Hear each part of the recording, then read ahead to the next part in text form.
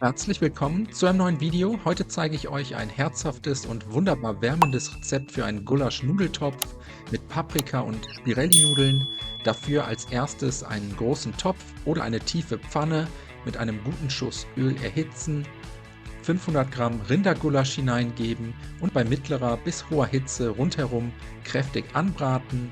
Währenddessen bereiten wir die restlichen Zutaten vor. Eine große rote Paprika, waschen, entkernen und in kleine Stücke schneiden. Außerdem eine große Zwiebel, abziehen und grob in Würfel schneiden und zum Schluss noch 2 bis 3 Knoblauchzehen ebenfalls abziehen und dann einfach einmal mit dem Messer andrücken. Das sollte reichen. Alternativ könnt ihr den Knoblauch aber auch ebenfalls hacken.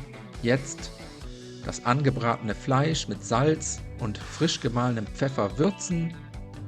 Anschließend einmal wenden, kurz weiterbraten lassen und danach aus der Pfanne heben und zur Seite stellen.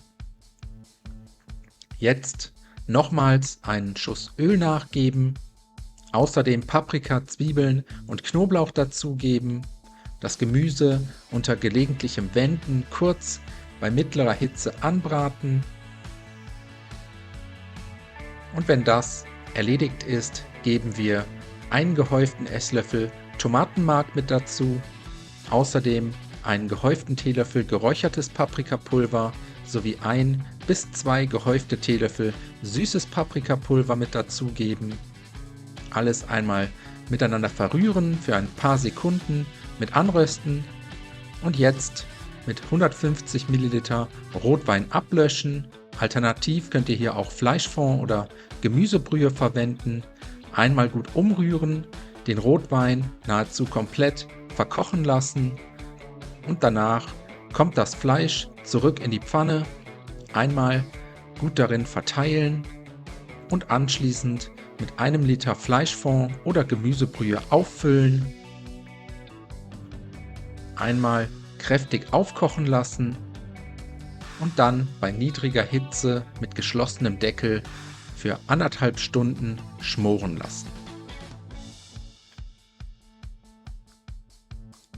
Zwischendurch könnt ihr den Deckel immer mal wieder abnehmen, das Gulasch einmal kurz umrühren und weiter köcheln lassen, solange bis das Fleisch richtig schön zart bzw.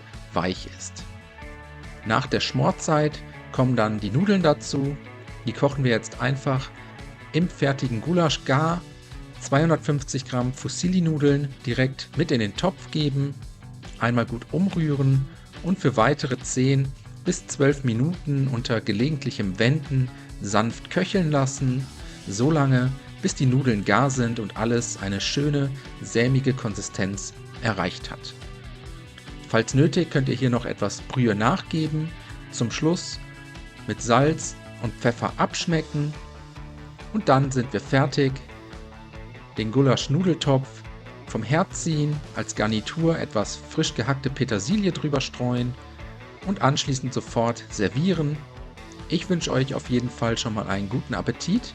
Ich hoffe, euch hat das Video gefallen. Viel Spaß beim Nachkochen. Bis zum nächsten Mal.